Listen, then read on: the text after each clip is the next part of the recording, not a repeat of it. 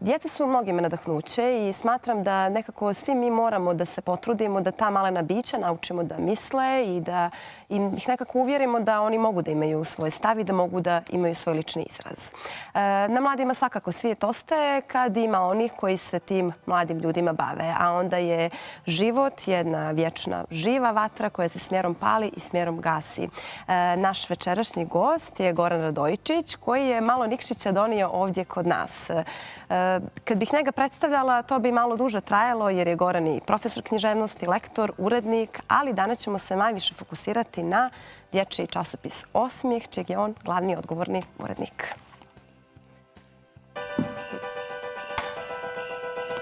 Dobro večer.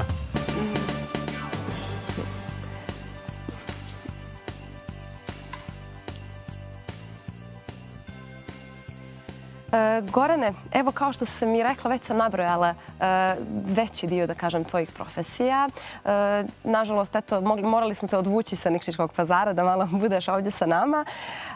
Eto, kad smo već pomenuli dječji časopis Osmijeh, hajde počnemo sa tim, da malo uputimo naše gledalce ko sve čini redakciju časopisa i na koji način je on osmišljen. Pa eto, prije svega želio bih da vam se zahvalim na pozivu. Drago mi je što sam vaš gost i drago mi je što ćemo večeras imati prilike da govorimo o ovim lijepim temama. Drago mi je također što se dešava ova razmjena energije, pa je vaša ekipa otišla u Nikšić, ja sam došao ovdje, tako da eto, lijepi povodi nas spajaju. Što se tiče časopisa Osmijeh, u pravu ste. Časopis Osmijeh je počeo da izlazi daleke 1991. godine. Izdavač ovog časopisa je u to vrijeme bila izdavačka kuća Trag, kasnije Udruženje crnogorskih pisaca za djecu i mlade.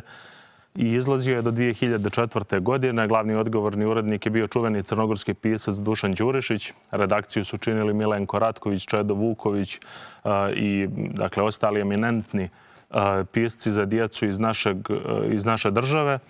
Tako da je negdje od 2004. do 2021. Osmijeh nekako sklonjen, zapravo nije izlazio i nismo imali priliku, mladi nisu imali priliku da ga čitaju. Ono što smo uspjeli da uradimo obnavljanjem rada Udruženja crnogorskih pisaca za djecu i mlade jeste da obnovimo i časopis Osmijeh koji izlazi od decembra 2021. opet.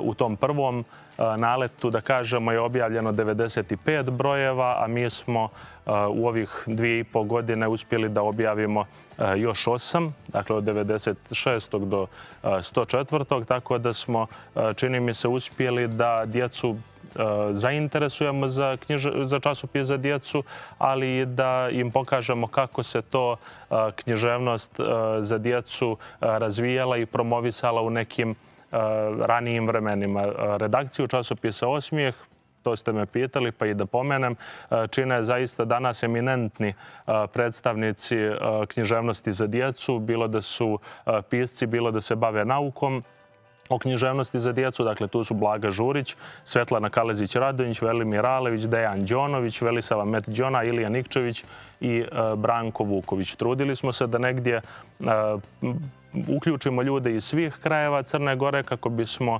na jednom mjestu, dakle u svakom broju časopisa Osmijeh, imali neki idealan presjek gdje se to nalazi crnogorska književnost za djecu u tom trenutku. To je zaista jedna ozbiljna književna ekipa koja se krije iza tog časopisa. Ako se ne varam, ovo je 104. broj, je li tako? I vi ga danas premijerno predstavljate kod nas u emisiji Uživo.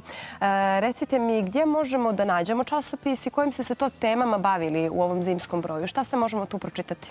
Tako je, pa eto, jeste, ovo je upravo premijera, pošto je časopis izašao iz štampe sinoć. Danas smo ga objavili na našem sajtu i eto, prvo javno govorenje o 104. broju časopisa Osmijeh je u vašoj emisiji. Negdje mi je drago da imamo priliku da govorimo o tom časopisu za koji se iz broja u broj interesuje sve više medija, tako da eto, negdje ostavljamo možda i pozitivan utisak. Rekli ste da je riječ o 104. broju, da je riječ o zimskom broju. Dakle, u svakom zimskom broju tu nekako imamo i odgovornost više, pošto se i od redakcije očekuje da taj zimski broj bude nešto zanimljiviji. Hoću da kažem, očekivanja su veća s obzirom na to da dolaze novogodišnji božićni praznici, da svi u glavi imamo negdje tu zimsku idilu i da